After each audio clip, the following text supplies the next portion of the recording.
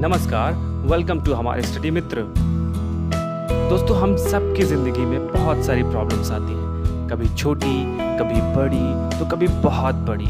और अक्सर ऐसा होता है कि हम उन समस्याओं के सामने घुटने टेक देते हैं, हार मान लेते हैं। लेकिन यहाँ कहानी है एक ऐसे व्यक्ति की जिसने अपनी लाइफ में कभी हार नहीं मानी, कभी गिव अप नहीं किया। तो चलिए शुरू करते हैं आज का lesson 2, the power of determination, यानी दृढ़ संकल्प की शक्ति। और इसके लेखक हैं 1924 में यूएस में जन्मे बर्ट ड्यूबिन। अबाउट द लेसन, चलिए लेसन के बारे में जान लेते हैं कि यह लेसन किसके बारे में है। Here is a real story of doctor Glenn Cunningham. तो यहाँ डॉक्टर ग्लेन कनिंघम की सच्ची कहानी है। डॉक्टर शब्द इसलिए लगाते हैं उनके सामने क्योंकि उन्होंने यूनिवर्सिटी ऑफ न्यूयॉर्क से पीएचडी की थी। He became severely disabled in a fire accident in his childhood। तो बचपन में एक अग्नि दुर्घटना में वो बुरी तरीके से अपंग हो गए थे। The lesson highlights the power of determination he had। तो यह पाठ दृढ़ संकल्प की शक्ति पर प्रकाश डालता है जो उनके पास थी। And how this power enabled him to struggle against and overcome the challenges। और किस प्रकार यह शक्ति जिसने उनको सारी चुनौतियों से पार पाने में, उनसे संघर्ष करने में, उनको काबू पे करने में सक्षम बना दिया। Ultimately he became the fastest mile runner of the world. और आखिरकार वो दुनिया के सबसे तेज मील धावक बने, यानी उन्होंने मील सबसे तेज दौड़ने का रिकॉर्ड बनाया था, 1.6 किलोमीटर। ग्लेन कनिंघम के बारे में थोड़ा सा और जान लेते हैं। ग्लेन कनिंघम का जन्म 4 अगस्त 1909 में अटलांटा में हुआ था। और जब वो 7 या 8 साल के रहे थे तो स्कूल में अग्नि दुर्घटना में वो बहुत बुरी तरीके से जल गए थे। उनके साथ उनके भाई भी थे, फ्लॉयड, जिनका नाम था। वो 13 साल के थे और उस घटना में उनके भाई की मृत्यु हो गई थी। गलती से जिस डिब्बी में केरोसिन रहता था, किसी ने गैसोलीन डाल दिया था, तो उसी के कारण यह विस्फोट हुआ था जिसमें ये सारी घटना घटी थी। और उनके कमर के नीचे का हिस्सा बहुत बुरी तरीके से जल गया था, पूरा मांस जल गया था। और उसके बाद की कहानी आगे देखते हैं। और ये कुछ न्यूज़पेपर की कटिंग्स है जो उसी समय पे छपी थी कि आग लग गई है स्कूल में, स्कूल हाउस बर्न्ड, और भी बहुत सारी चीज़ें लिखी हैं। आगे चलते हैं। चलिए अब लेसन पढ़ते हैं। और लेसन पढ़ने से पहले हम आपसे गुजारिश करते हैं कि आप हमारा चैनल सब्सक्राइब कर लीजिए और उसके बाद ये बेल आइकॉन का बटन भी दबा दीजिए। तो लेसन है, द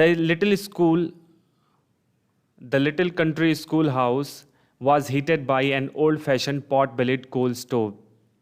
तो एक स्कूल था जहाँ पुराने ज़माने का एक पेट के आकार का एक चूल्हा था जिसके बीच में कोयला रखते थे और उसे जलाते थे, जिससे पूरा कमरा गर्म हो जाता था। A little boy had the job of coming to school early each day. और एक छोटा सा बच्चा था, उसका काम था कि वो सबसे पहले बहुत जल्दी स्कूल आएगा और आग जलाएगा, and to start the fire and warm the room before his teacher and his classmates arrived. और उसके शिक्षक और उसके सहपाठियों के आने से पहले वो खुद आएगा, आग जलाएगा और रूम को गर्म कर देगा। उसका ये काम था। One morning they arrive to find the school house engulfed in flames. तो एक सुबह जब वो सब आए, उसके टीचर आए, उसके सहपाठी आए, तो उन्होंने देखा कि स्कूल की बिल्डिंग, स्कूल हाउस लपटों से घिरा हुआ है, आग की लपटों से घिरा हुआ है। They dragged the unconscious little boy out of the flaming building। उन्होंने उस अचेत अवस्था में, जो बेहोश हो गया था, उस छोटे से बच्चे को उस बिल्डिंग से बाहर निकाला। More dead than alive। वो जिंदा से ज़्यादा मरा हुआ था। He had major burns over the lower half of his body। और शरीर के निचले आधे हिस्से में वो बुरी तरीके से जल चुका था। And was taken to nearby county hospital. और उसे नज़दीक के अस्पताल ले जाया गया।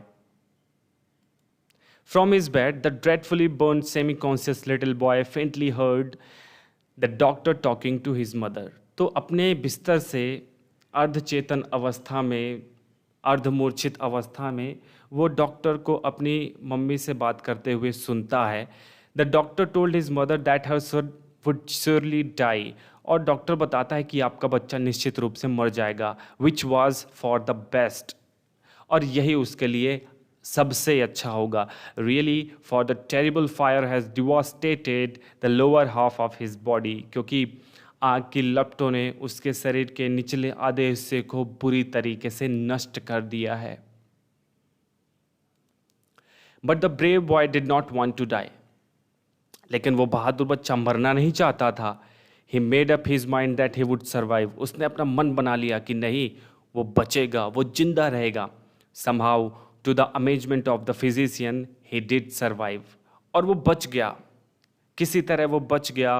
और फिजिशियन है, डॉक्टर को भी अमेजमेंट हुई, आश्चर्य हुआ उसको। When the mortal danger was past, जब मरने का खतरा टल गया, he again heard the doctor and his mother speaking quietly. वो फिर से डॉक्टर को, अपनी माँ को कुछ बताते हुए सुनता है धीरे से। The doctor was told that since the fire had destroyed so much flash in the lower part of his body. तो डॉक्टर बताता है उसके माँ को बताया जाता है कि चूँकि आग ने उसके शरीर के निचले हिस्से के मांस को बुरी तरीके से नष्ट कर दिया है। It would have been better if he had died. यह बहुत अच्छा होता कि वह ख़त्म हो जाता, मर जाता।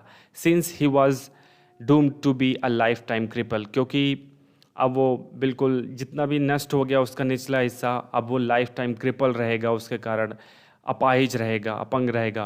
With no use at all of his lower limbs. और उसके निचले जो शरीर के हिस्से हैं उसके किसी काम के नहीं हैं, किसी यूज़ के नहीं हैं। Once more the brave boy made up his mind. एक बार फिर से वह बच्चा मन बनाता है कि नहीं, he would not be a cripple, वो अपंग नहीं रहेगा। ही वुड वॉक, वो चलेगा, but unfortunately from the waist down. लेकिन दुर्भाग्य से कमर के नीचे के हिस्से से he had no motor ability. उसमें कोई मोटर एबिलिटी नहीं थी, चलने फिरने की शक्ति नहीं थी, कोई ताकत नहीं थी। His thin legs just dangled there all but lifeless. और उसके पतले पतले पैर जस्ट उसके झूलते रहते थे, बेजान पैर, बस झूलना ही रहता था उनको। Ultimately he was released from the hospital. आखिरकार उसे अस्पताल से छोड़ दिया गया, उसे छुट्टी मिल गई। Every day his mother would massage his little legs. रोज उसकी मम्मी उसके पैरों की मालिश किया करती थी। But there was no feeling, no control, nothing. लेकिन वहाँ न तो कोई संवेदना थी, कुछ भी महसूस नहीं होता था। नो कंट्रोल, कुछ भी नियंत्रण नहीं था। नथिंग, कुछ भी नहीं, बेजान पैर। Yet his determination that he would walk as strong as ever। लेकिन फिर भी उसका जो डिटर्मिनेशन था, दृढ़ निश्चय था कि वो चलेगा पहले ही जैसे मजबूत था। as strong as ever, पहले ही जैसे, जितना मजबूत पहले था उतना ही मजबूत अब भी था। When he wasn't in bed, he was confined to a wheelchair। जब वो बेड पे नहीं होता था तो वो व्हील चेयर पे मिलता था। One sunny day, his mother wheeled him out into the yard to get some fresh air। एक खिली धूप वाली सुबह थी, दिन था, और उसके मम्मी ने उनको बाहर ला के रख दिया कि बच्चा ताज़ी हवा खाएगा। This day, instead of sitting there, और इस दिन बैठने के बजाय he threw himself from the chair। उसने खुद को चेयर से गिरा दिया, कुर्सी से फेंक दिया, गिरा दिया खुद को। He pulled himself across the grass, और खुद को घास के ऊपर खींचा। Dragging his legs behind him, और पीछे अपने पैरों को घसीटता हुआ अपने हाथ से खुद को आगे खींच रहा था। He worked his way to the white picket fence bordering their lot। और बहुत मेहनत करके वो उस सफ़ेद बाड़ तक गया जो उसके घर को घेरे हुए थी। हम जानते हैं कि घर में बाड़ियाँ होती हैं, अक्सर सामने बाड़ियाँ होती है या पीछे बाड़ियाँ होते हैं। तो उसके घर के सामने बाड़ी थी और फेंसिंग करते हैं, हम बाड़ लगाते हैं, तो वहाँ तक वो पहुँचा। With great effort he raised himself up on the fence. और बहुत मेहनत करके उसने अपने खुद को उस फेंस के सहारे, उस बाड़ के सहारे खुद को उठाया। Then stake by stake he began dragging himself along the fence, और धीरे धीरे उसने खुद को फेंस के बगल में, फेंस के साथ साथ घसीटना शुरू किया। Resolve that he would walk, और निश्चित अपने मन में बना लिया कि नहीं वो चलेगा। He started to do this every day, और यह करना उसने रोज चालू कर दिया। अंटिल ही वोर smooth path all around the yard beside the fence, और रोज ऐसा वो फेंस के बगल में, बाड़ के बगल में करता रहा, शुरू कर दिया। There was nothing he wanted more than to develop life in those legs, और उन बेजान पैरों में जिंदगी आ जाए, इससे ज़्यादा वो कुछ नहीं चाहता था।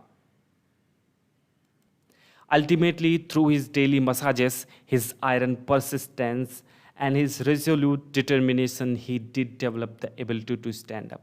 और आखिरकार उसकी डेली मसाजेस से, उसके जो रोज मालिश होती थी उसके ज़रिए, उसके मसाज के ज़रिए, हिज आयरन परसिस्टेंस, और उसका जो दृढ़ संकल्प था, लोहे के जैसा दृढ़ निश्चय था, उसने खड़े होने की शक्ति विकसित कर ली। देन टू वॉक हल्टिंगली, और फिर धीरे धीरे रुक रुक के चलने लगा। Then to walk by himself, फिर खुद से चलने लगा। एंड देन टू रन, उसके बाद तो फिर वो भागने लगा। He began to walk to school, वो फिर स्कूल जाना शुरू कर दिया वॉक करके। Then to run to school, फिर दौड़ के स्कूल जाने लगा। To run for the sheer joy of running, वो दौड़ने की खुशी में ही दौड़ने लगा। अरे भाई मैं दौड़ सकता हूँ और दौड़ूंगा। Later in college he made the track team, बाद में कॉलेज में उसने ट्रैक टीम बनाई, दौड़ने वाली टीम बनाई। स्टिल लेटर इन मेडिसिन स्क्वायर गार्डन, और उसके बाद फिर मेडिसिन स्क्वायर गार्डन में एक जगह है जहाँ ग्राउंड था। This young man who was not expected to survive, जिससे आशा नहीं थी कि वो जिएगा। Who would surely never walk, जिससे आशा नहीं थी कि वो चलेगा। Who could never hope to run, जिससे बिल्कुल भी आशा नहीं थी कि वो दौड़ेगा। This determined young man doctor Glenn Cunningham ran the world's fastest mile, और इसी ग्लेन कनिंघम ने दुनिया के सबसे तेज मील दौड़ी। मील यानी 1.6 किलोमीटर। तो यह थी डॉक्टर ग्लेन कनिंघम की कहानी। अगर आपको पसंद आई है तो लाइक कीजिए, शेयर कीजिए, कमेंट कीजिए, और थैंक यू।